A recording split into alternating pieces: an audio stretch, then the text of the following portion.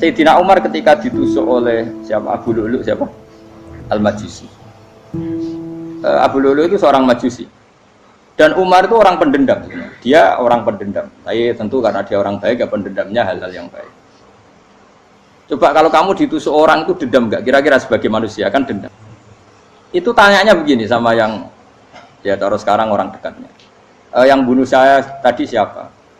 Oh itu Abu Lu'lu Al-Majusi, Gulamul Mughirah. Dia budaknya Mughirah. Majusi, iya ya Umar. Dia sudah mau mati. Itu ngetikan gini, sama siapa alteknya? Alhamdulillahilladzi lam yaj'al maniyati biyadi rajulin sajadalaka sajdah yuhajuni biha yaumal qiyamah. Ya Allah, terima kasih sekali ya Allah. Engkau mentakdirkan saya dibunuh oleh orang yang enggak pernah sujud. Kalau saja dia pernah sujud, maka dia berhak menuntut saya dengan sujudnya untuk masuk surga.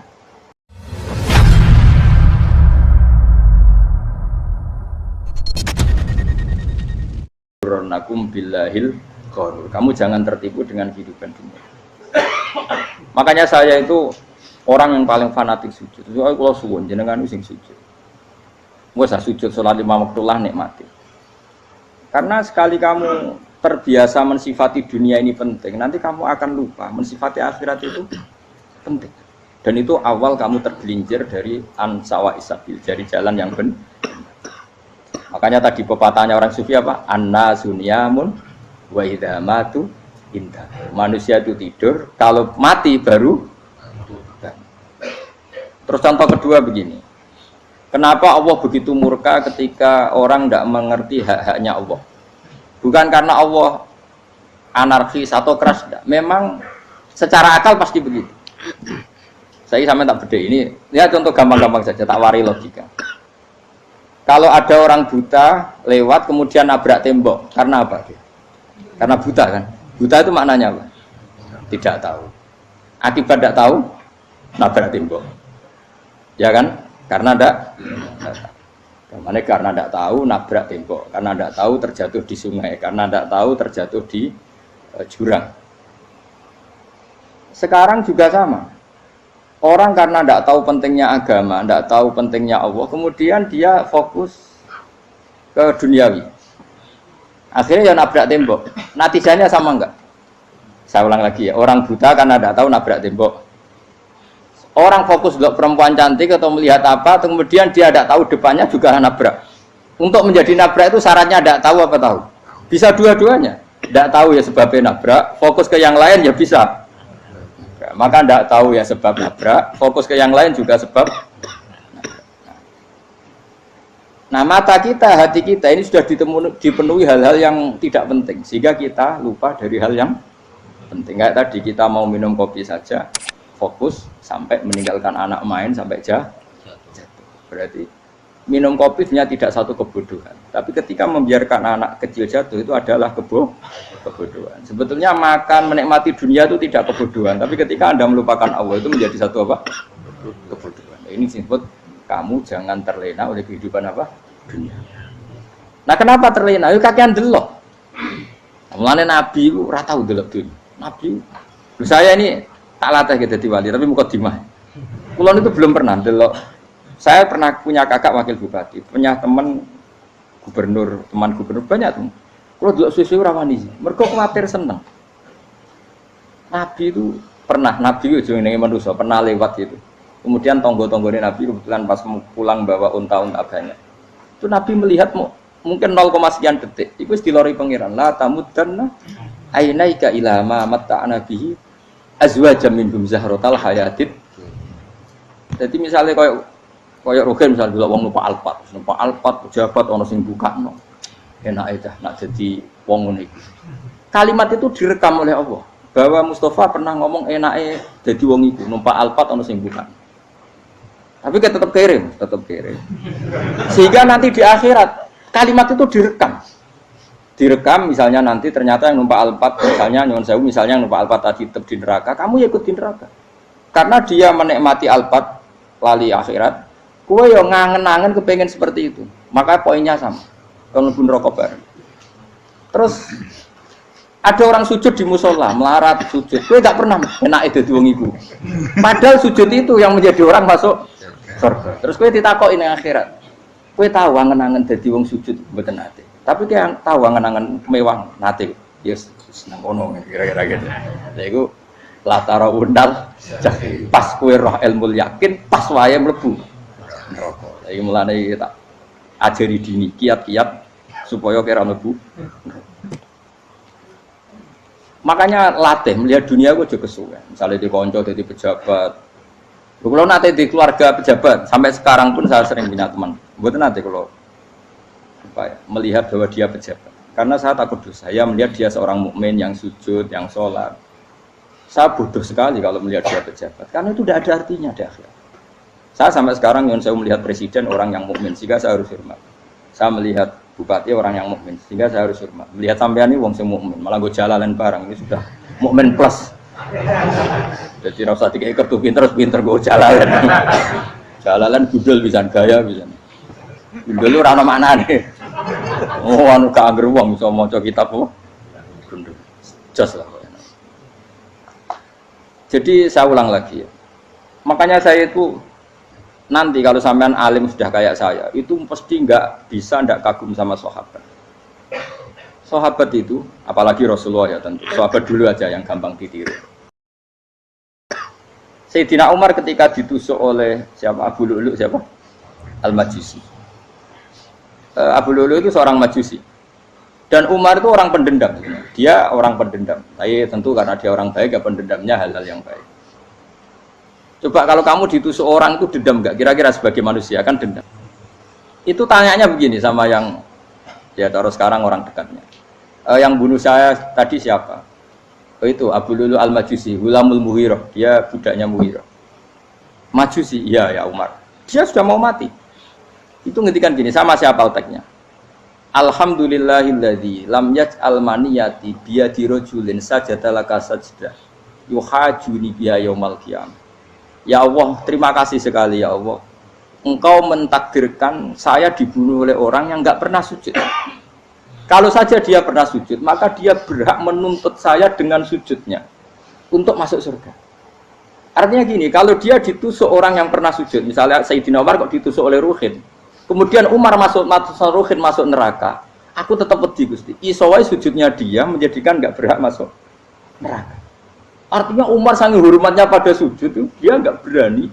Jadi kira-kira kok Umar sujud kue, kok kira-kira rawani maksud anak kue mlebu neraka. Piye-piye di kekuatan sujud yang mempotensikan tetap dia masuk surga. Makanya dia seneng, dendamnya kesampaian.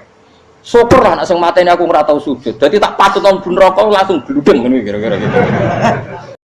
Saking hormatnya ambek sing jenenge sujud. Tapi kita sekarang enggak. Rawang ning musala sujud, ya jeneng wong nganggur. Otak kita ini sudah PKI lah kamu. PKI halus. PKI yang tanpa kartu, paham? Makanya Allah kalau muji sujud, enggak sampean tak latih supaya baca Quran yang benar. Kayak apa Allah bikin Ka'bah? Kayak apa mulianya Ka'bah? Itu dibikin Allah untuk apa? Lil akifina wa satusai warrukais sujud, dan untuk orang-orang rukuk dan sujud. Ketika Allah menurunkan rezeki di bumi dan di langit, itu perhitungannya Allah masih itu asli.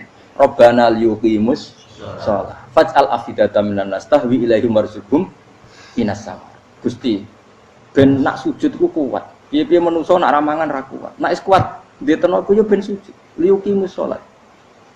Ketika Allah muji orang baik, atta ibunal abidunal hamidunas saihuna satrusé arraqiunas sajid. Yang rukuk yang sujud. Karena tadi ketika nanti Anda di akhirat, kenangan terbaik Anda di dunia itu hanya sujud. Liane itu, coba misalnya kena akhirat terus video disetel sih, pas kongkoi ini perapatan, bariku ngelamonem disetel, jadi pegawai negeri, ngayal gajinya sakmene, engko sakmene gue ayo, wan terus rekam kabeh, oh rai sini wong, terus tokoh idola sing duwe wakai, sing tumpakane Alphard, di sekretaris saya, iku mbok neng utakem iku berpuluh-puluh tahun. Dan itu jumlahnya poinnya misalnya 100.000. Bareng idol anu Kanjeng Nabi mau 10%, cuma gayanya mau sholawat, tapi sebetulnya agak tahu bayangno ini miskinan Mbak Amit nih miskinan. Gayanya mau sholawat tapi teke ora tahu kepengen melarat koyo. Itu direkam. Makanya dari Habib-habib sing alim-alim niku almar'u ma aman ahabba hada targhib wa tarhib. Kita ini kan sering dimotivasi mubalik. Mubalik itu kan saya naik dewe nak ngomong. Pokoknya seneng Nabi swarga. Dari Habib-habib sing alim nak ngritik, masalahnya dewe mu almaru ma'aman ahabba. Wong dibarno wong sing diseneng. Apa kamu bisa menjamin seneng Nabi saudure seneng wong-wong itu? Jangan-jangan kita lebih berkeinginan seperti orang tertentu yang kaya raya, yang terkenal, yang hebat. Meskipun kue oleh sana muni seneng Kanjeng Nabi. Jangan-jangan status cinta kita terbukti ke orang itu. Iya toh, misalnya gambarnya pasang neng kamar, wah, partai, wong kuasa. Terus kue nyumbang masjid nyuwun sewu mau 50.000. Tapi bareng nyumbang untuk kemenangan orang itu 10 juta. Nyebut wong itu satu hari 100 kali. Nyebut Nabi pendak sholat. Warung dihitung, dipoling mbek malaikat. Disurvei buat dipoling orang pokoknya. Dengan cara begini status senangnya orang ini ke siapa? Ya, ono pengajian sholawatan nyumbang 50.000. Nanggo pemenangan 1 juta. Diundang hayya ala sholah melakukan ngenteni komat. Tapi nak diundang acara kampanye teko ngarep sedurunge 2 jam misalnya. Baru sekian di polling, terus kadar cintamu ke siapa coba? Dari sekian indikator misalnya cara polling. Jangan-jangan diputuskan lebih seneng ke itu. Ya sudah almarhum aman.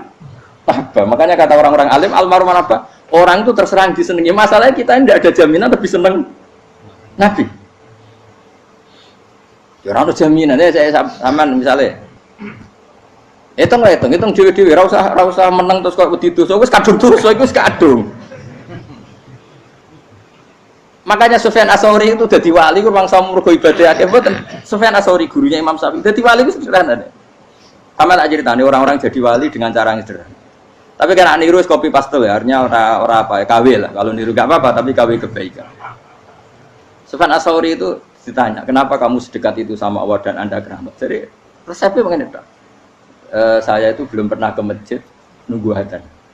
Paling enggak setengah jam, 1 jam sebelum adzan itu saya sudah ada ke masjid. Ditanya, kenapa begitu? Ketoke kok kawula sing elek, moro ngenteni dicelup. Wis ngerti nak waya yak mono iku Allah nyelup. Misale saya punya cah dalem atau saya punya karyawan, tiap jam 8 itu buka toko. Nah, bayangno itu juga. Saya punya karyawan tiap jam 8 tugasnya buka. Selalu buka tokonya ngenteni tak panggil. Hen Rohen, toko buka, siap. Tapi besok ya ngono lagi, hen jam 8 buka, siap. Tiap hari gitu, kira-kira kendaraan karena ini kok goblok apa sopan? Kira-kira enggak jawab ya? Goblok kritik jauh gitu. Nah, Sufyan Ats-Tsauri tidak mau gitu. Wong wis ngerti nek Allah yang mono wayahe manggil. Dadi ya kerja malu wis ning kono. Dadi nek Allah hayya ala sholah pun Gusti. Hayya ala sholah pun penting mriki. Iku sudah dadi wali. Oh, iku saya buat tiru tapi kawin. Enggak masalah, tapi ini kan resep, no? Lho mangkel lo gak kira-kira. Ono karyawan tiap jam 8 kon buka toko. Selalu marane ngenteni di panggil. Jadi wali dulu tuh punya cara muamalah sama Allah tuh luar biasa. Ya ora usah mbok tiru terus kemen dadi wali wis ra iso kadung salah. Biasa wae. Aku lah nganti saiki ya biasa wae. Aku mau masjid ngenteni mek kumat ya biasa wae. Tapi aku kan iso dadi wali lewat jalur liya lah aku ya. Jalurku kan akeh. Mulang ya mari wali, sabar ning coba ya mari wali. Jane ana jalur, fikir ya mari wali. Tapi kan loro, fikir loro. Jadi Imam Adil ya wali, di bojo judes itu wali, masyhur. Ana wali ku barokah di bojo judes. Iki ya jalur dadi wali. Wah, lebih ngeri lagi. Ngeri tenan nganti ning akhirat dijak wedi. Jadi anak jote wae kan.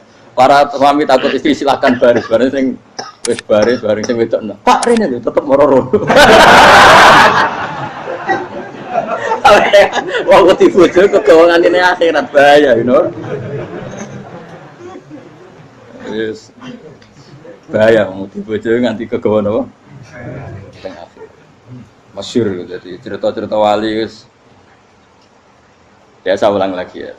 Latih, meskipun dari kecil latih. Makanya kamu tahu kenapa Quran itu kalau ngendikan sujud kayak gitu spesial. Balillah fa'bud wa kum minas syakirin. Jadi meskipun kita di dunia umumnya orang saya makan, saya minum. Saya juga punya istri, punya keluarga, punya apa. Tapi saya belum pernah melihat anak saya itu sebagai anak saya. Saya kalau melihat anak saya ini teman sujud saya, nanti yang meneruskan sujud saya. Saya tenan kulon bolak-balik ditanya istri saya dan agak-agak marah.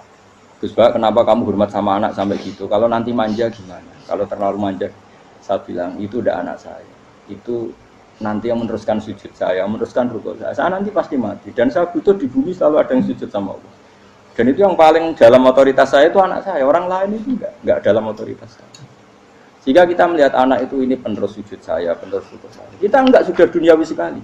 Rumah tanah, anak tua ben di rumah. Kapitalistik. PKI lah pikirannya yang ngono, Cina yang ngono. Mau fasek-fasek neng dalan yang ngono. Kowe nggawa jalalan ngalor itu percaya ngono. Jadi dulu itu kalau para nabi donga fahab li milladunka waliya yarithuni wa yarithu min ahli Yakub, seorang turunan yang meneruskan tradisi sujud, tradisi. Sehingga ulama-ulama dulu kalau dongakno anake ya min ahli sujud, wa min ahli Al-Qur'an, wa min ahli sunnah napa? Enggak apa-apa kowe seneng donya gak apa-apa. Ora usah tak warai wis seneng dhisik. Paham? Dadi iki ora usah cara Gus Bak ra apa-apa. Ora usah tak arani ra apa-apa wis mbok lakoni. Makanya pulau suwon sangat. Sujud itu luar biasa. Nanti kamu di akhirat, kenangan terbaik Anda di dunia adalah pernah apa? Sujud. Bayangkan kalau itu jadi orientasi Anda. Anda berpolitik, cek melok partai Gerindra, cek Golkar, cek PDI supaya jadi penyuara sujud tidak dilarang di Indonesia karena umat Islam mayoritas. Saking mayoritasnya sampai pejabat rasolatnya rawani.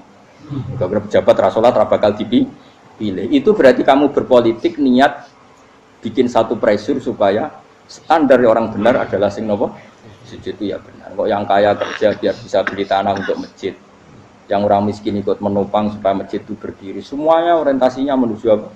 Sujud. Jadi tidak sujud itu harus jadi wong khusuk sing goblok terus sujud terus. Tahu-tahu negara dikuasai komunis misalnya, terus akhirnya sujud dilarang. Termasuk menciptakan satu suasana Islami di negara ini juga berarti menciptakan keberlangsungan sujud. Karena dengan suasana Islami berarti sujud tidak dilarang, bahkan dianjurkan dan sebagainya. Ini penting saya katakan karena kalau tidak diingatkan ruwet. Nabi itu pernah punya anak dalam. Anak dalam itu setelah mau boyong cara santri itu ditanya, kamu minta apa sama saya? Ya Rasulullah kasih waktu 1-2 hari mau saya pikir. Karena yang menanyakan orang yang sayyidul awalin wal akhirin setelah sekian 2 hari, minta apa kamu? Jalur Anda gak tanggung-tanggung. As'aluka murafaqataka fil jannah. Saya minta jadi temanmu di surga. Oh Nabi kaget tuh. Kok kalian diwarai wong? Mboten nanti sing marahi. Kok Nabi diwarai wong ndak ada ya. Terus. Kenapa kamu minta itu? Kata tadi, kalau saya minta dunia itu nanti zailah. Dunia itu pasti hilang, faniyah pasti hilang. Maka yang abadi adalah saya jadi temanmu di surga. Tapi apa kata Rasulullah Jabe? Fa'inni ala nafsika bikasrotis sujud. Ya sudah kamu bantu saya, kamu memperbanyak sujud. Kayak apa? Nabi pun mintanya fa'inni ala nafsika bikasrotis sujud. Saya bantu untuk menolong diri kamu, kamu memperbanyak apa? Sujud. Makanya di pertama surat turun itu ada wasjud. Kamu bersujud dan kemudian mendekatlah kepada Allah. Tapi sekarang enggak. Karena kita kena hijab duniawi, mitra penting, semuanya penting dan semuanya penting itu makna di hati kamu adalah hadun. Bahkan ngidolakno kiai perkara hadun nafsu, kowe nak dadi kiai gede. Wah, teko ditolak Al-Badru. Wale napu pidato MC-ne muni Saiful Fadilah wal Karomah, mbah sauni-unine MC. Bariku disangoni dihormat. Tekan muji ulama wae dari segi dun. Ya, bariku iso wayo akeh macam-macam. Utek nek selek, tekan muji ulama wis dari segi. Makanya saya ini termasuk ulama, kalau kan saya ngebis biasa. Kalau jarang kerso di panggungnya, seneng dulu. Supaya semua ulama udah dipandang secara apa? Dunia. Saya sampai sekarang ngedus anak kulo biasa. Teng pasar gitu biasa. Kulo marung teng pasar mangan gitu biasa. Nak seneng kulo ben atas nama wong alim karena apa? Kalau kita terlalu menikmati dunia, lama-lama orang seneng ulama juga dari sisi dunia. Keren, jadi kiai teko disualami dicucupi munggah. Ya enggak apa-apa itu enggak dosa sebenarnya, tapi takut saya utek elek-elek ini ngidolakno perkara duniawi, show-nya itu lho, Pak. Jadi ngene tak pikir teko ngaji bar wis karepmu paham karepmu ora karep. Mulan ngarep ngaji karepmu. Mesti rugi kowe ya, aku tenang aja aku. Ben orang itu latihan ikhlas, napa? Latihan. Kalau kadang gitu protes be tiang-tiang. Gus, jenengan sekali-kali nak tidak tak derekno kok umum. Aku itu tidak mengharamkan itu, meneh kula dereng tuwa. Dereng haji malah turun, topa meneh. Dalane ra roh, dereng kiai malah ngel-ngel topa. Rukin tahu tak mendarat nang kota, tak kon sepeda motor kan terno ning gone Malibu. Dalane ora roh malah yo neraka. Lha kan jalan akhirat ora roh donya ora roh. Lah tak kowe wong ijo urip. Jalan donya ora roh, jalan akhirat ora mbok roh iku apa. Repot. Jadi kenapa saya tidak mau, bukannya menolak, saya senang kalau kiai-kiai terhormat, senang sekali. Saya senang kalau ada ulama dihormati, karena supaya jadi tradisi ulama itu terhormat. Tapi jangan semua ulama mau dihormati, nanti lama-lama jadi siklus. Tekan mencintai kiai saja karena fasilitas. Gue senang jadi imam masjid akbar, masjid Istiqlal, imam besar. Senang mergo kenal presiden, datang dikawal. Senang jadi sudes, wah keren, sholat ngarepe Ka'bah, teko dikawal askar. Ya kalau senang karena itu kan berarti menjadi dunia. Itu sirinya kenapa Rasulullah ketika ba'da Fathi Mekah sudah menguasai Mekah, sudah naklukkan Mekah Madinah. Nabi itu satu hari terbiasa mau sarapan saja kadang nggak ada yang dimakan. Tanya ya Aisyah, apa saya bisa sarapan? Enggak ya Rasulullah. Ya sudah saya tak puasa. Supaya tetap terkontrol bahwa umatnya mencintai beliau bukan karena kebesaran. Itu Rasul. Itu setelah periode Mekah loh, jangan kira itu periode Medina. Apa? Itu periode apa? Medina loh. Periode yang setelah Nabi punya segala. Tapi Nabi tetap seperti itu. Kenangannya Aisyah sebagai istrinya apa coba? Dia cantik, cantik sekali. Aku tahu jajal turun ngarepin Nabi terlentang. Ya Nabi tetap sholat. Nah beliau sujud sikilku tak ingkret no. Nah beliau ngadeg tak lonjoro meneh. Jadi Aisyah wa ana muqtaridotun bene adi turu terlentang. Jadi cara ya sudah terlentang. Mau Nabi nak sholat suwi dia tetap sholat. Begitu bojo ayu orang ngerasa sholat. Bojo elek ora sholat. Bojo elek amen junub menawa. Kowe ora kena go contoh kasus wis wong kasus. Kowe di bojo ayu prawan turu karepku sik sholat ora bos misale lho. Pemene wong jegoten wae tambah over. Mustafa kalau orang nyek jenggoten liyane ora parah situ. Mergo nang nyek wong akeh dosa, nang nyek wong sitok ora. Misale dosa wis tak hitung mau ke sore. Aku nyek dosa sitok, mulang ganjarane 10, cek susu piro? Cek surplus nyorong dagang cek. Cek badi. Iku ana adene ra ikhlas. Ora ikhlas aku yo ra ikhlas ilmuku, malah lara. Malah ngerokok ping 13 sebenarnya. Makanya ini dipikir ya, saya ulang lagi, harus dipikir secara matang-matang bahwa kita tidak boleh terlena oleh kehidupan dunia. Menjadi bodoh kan Anda minum teh, kemudian anak Anda jatuh di pinggir Anda. Paham? Nah, sekarang menyangkut mukjizat. Ini masih tentang ayat ini, nanti sampean tahu logikanya. Tak beda, tidak jawab satu-satu aja, karena iman sarannya harus tahu. Fa'lam, fa'lam itu tak tahu. Fa'lam annahu la ilaha. Ketika sekarang telur, saya memberitahu misalnya, Hen, telur ini udah dipitik, cara kowe mungkin tor. Ayo jawab satu-satu. Mungkin kan? Tapi pertanyaannya, saat telur menjadi pitik kemudian mungkin, dan ayam ini bisa terbang, bisa selingkuh, bisa punya anak turun, itu menjadi mungkin itu kan kamu pun tidak ikut menciptakan. Ikut gak kamu menciptakan telur menjadi ayam? Tidak kan? Kan di luar kudrah kamu, di luar kemampuan kamu. Tapi kamu bilang itu mungkin. Ada onta yang buting, yang sudah hamil sudah. Kamu bilang nanti onta ini mau punya anak dan anaknya nanti bisa jalan seperti induknya. Kamu katakan apa? Mungkin. Tapi saat Anda katakan mungkin, Anda ikut menciptakan enggak? Enggak kan? Tetap itu kudrahnya Allah. Tetap itu. Maka para nabi itu tidak tahu bedanya antara onta yang keluar dari indukannya dan keluar dari batu. Itu syaratnya jadi nabi, syaratnya jadi wali. Nah, saya kira ono nabi. Makanya Nabi Soleh ditakoki, bukti nak kudrah pangeran ubi. Lah kamu minta apa kata Nabi Soleh? Silahkan ada unta keluar dari batu itu. Nabi Soleh bisa. Ya tenan terus unta keluar dari batu. Terus kaumnya gawok. Wah kok hebat tenan unta metu kok batu. Jadi Nabi Soleh, Ya padha karo unta lahir kok indukane. Bedane apa? Yo beda. Lah bedane apa? Metu kok watu kok ora melok gawe. Metu kok indukane yo ora melok gawe. Bedane apa?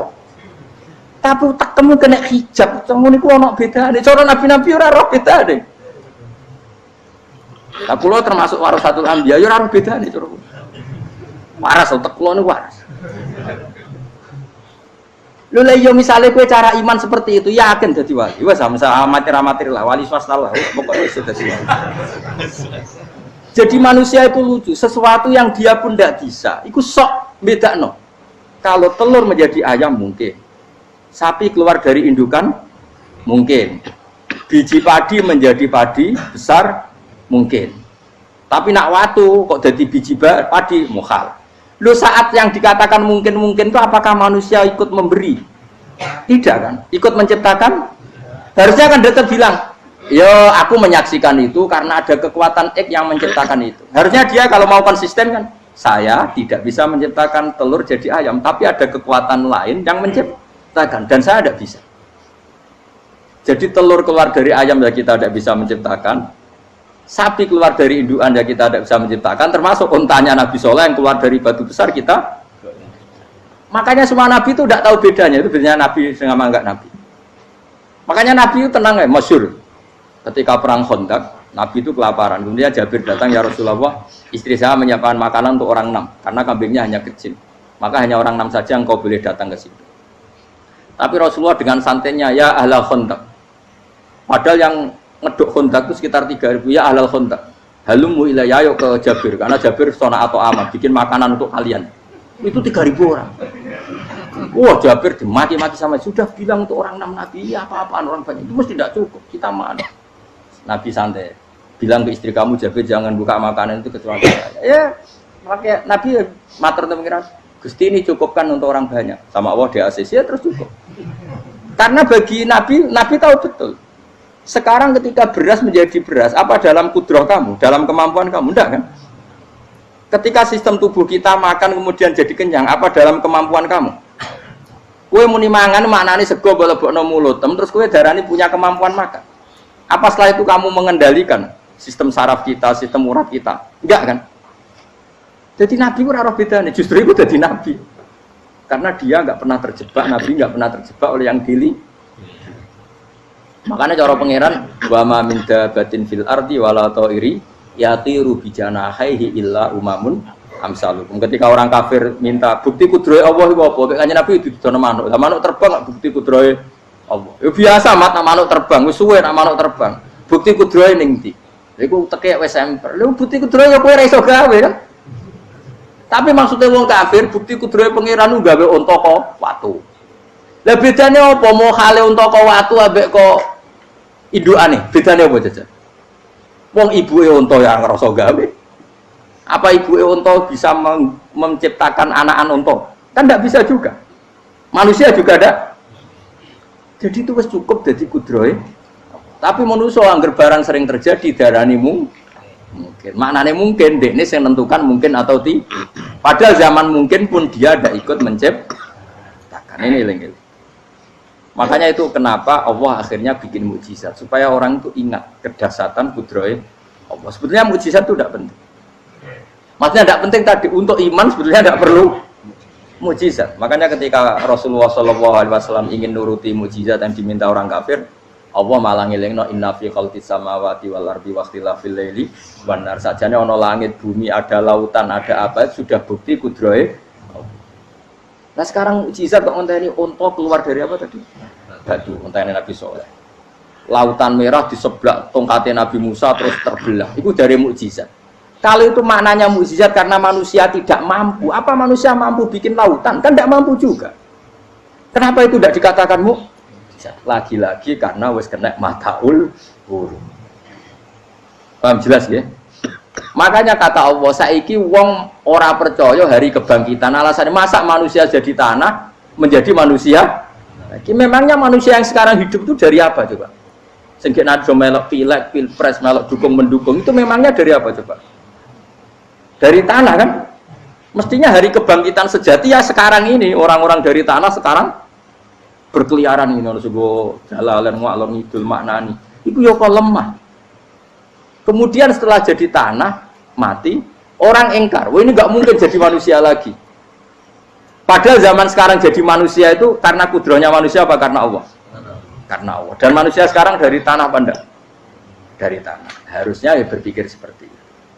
Kalau kudrohnya Allah bisa menjadikan manusia sebanyak ini dari tanah, tentu Allah tetap mampu nanti setelah jadi tanah menjadi manusia. Itu malah kula nu wedi urip nggih wedi tenan. Karena tadi dari hidup menjadi tidak tahu. Annasamun wa idza matu tahu. Kita semua hanya tidur, setelah mati baru karena baru tersadar. Makanya analogi itu penting, kias itu penting. Ya saya beri contoh berkali-kali, saya menyontohkan. Sampean tak warai hujah ulama. Nanti pasti sampean taslim itu pasti nyerah. Kalau kamu disebut jeleknya oleh orang lain, kamu mangkel nggak? Mangkel kan? Itu Imam Ghazali gini, kamu tak kasih resep supaya kalau ada orang mengingatkan kejelekan kamu itu tidak mangkel. Apa itu resepnya? Misalnya gini, di baju saya ini, inna fi thawbika akroban wa hayatan. Di baju kamu itu ada kalajengking yang berbisa, atau ada ular yang berbisa. Ada orang mengingatkan itu. Kamu terima kasih apa enggak? Terima kasih. Karena ada sesuatu yang bahaya di diri kamu, diingatkan. Dan karena diingatkan itu Anda terus bisa menghilangkan sesuatu yang bahaya tadi. Sekarang kamu punya sifat hasud, sifat dengki, sifat riya, sifat-sifat yang buruk. Itu sesuatu yang mencelakakan kamu di akhirat. Kemudian ada orang mengingatkan itu, harusnya kan kamu matur nuwun karena sifat yang buruk kamu diingatkan, kemudian kamu berusaha wong diingatkan ada kalajengking yang hanya madorot di badan kamu saja kamu terima kasih. Ini diingatkan ada hasud dengki yang madorotnya dunia akhir, kamu tidak terima kasih. Jadi itu ulama dulu. Jadi kalau bikin hujah itu gampang sekali. Jika ulama dulu kalau berdebat kemudian diingatkan temannya, kalau dia salah misalnya, itu ya tenang saja. Karena mereka cukup punya akal, punya analogi untuk nganggap itu biasa. Kayak diingatkan ada kalajengking di tubuh kamu. Kamu matur nuwun enggak sama yang ingatkan? Tadi saya ngaji sore, ngaji di sini cerita. Kila itu Imam Ahmad. Itu mudah mereka iman sama Allah dan Rasul. Maka na yu'minu billahi wal yaumil akhir falyukrim apa? Jaru. Kalau kamu iman sama Allah dan Rasul maka muliakan tetangga. Itu ada seorang ulama dipanggil tetangganya, ayo ke rumah saya. Setelah sampai, dah pulang saya tidak jadi butuh. Sampai di rumahnya dipanggil lagi. Ke situ lagi, dah pulang lagi saya sampai 3 kali. Itu si ulamanya senyum-senyum santai. Ketika pemuda tadi insaf dan minta maaf, kenapa Pak Ulama kamu kok tenang saja? Jawabannya enggak. Kata Rasulullah, saya disuruh hormat tetangga. Saya senang sekali bisa melakukan perintah Rasulullah. Jadi saya nurut kamu itu tidak ada urusannya dengan kamu karena perintahnya Rasulullah. Nangis pemuda tadi. Kalau kita kan enggak, gengsi dong, giambar. Ini kan kita gayanya mulai sunnah Rasul, tapi utek itu jihadun nafsi. Nah kalau kamu sudah gitu, tak daftar jadi wali, mbok KPU-ne oleh nyetujui mbok kapan roh tapi daftar. Saya ulang lagi, jadi kamu harus terbiasa dengan kias yang diajarkan Quran ya. Jadi ketika bijian jadi pohon besar, itu pun kamu katakan mungkin. Padahal ketika kamu katakan mungkin, kamu pun tidak ikut menumbuhkan bijian jadi pohon asam yang besar. Itu menunjukkan kudrohnya Allah. Artinya sebetulnya kamu hidup semuanya itu hanya menyaksikan kudrohnya Allah tanpa kamu memberi kontribusi. Kenapa kamu yang menentukan mohal dan tidak mau? Harusnya mau taslim menyerahkan diri nak kabeh mau nyekseni kekuasaane Allah. Itu sing dimaksud Quran apa ya tanazzalul amru bainahunna lita'lamu annallaha ala kulli syai'in qadir wa annallaha qad ahata bi kulli syai'in ilma. Alam raya dibikin variasi kayak gini mau tujuannya Allah supaya kalian menyaksikan kemampuannya. Boleh jelas ya. Makanya ketika ada pangeran, ketika bumi yang sudah mati tak hidupkan dengan hujan, begitulah kadzalikan nusyur. Ya kira-kira seperti itu proses sesuatu yang mati menjadi hidup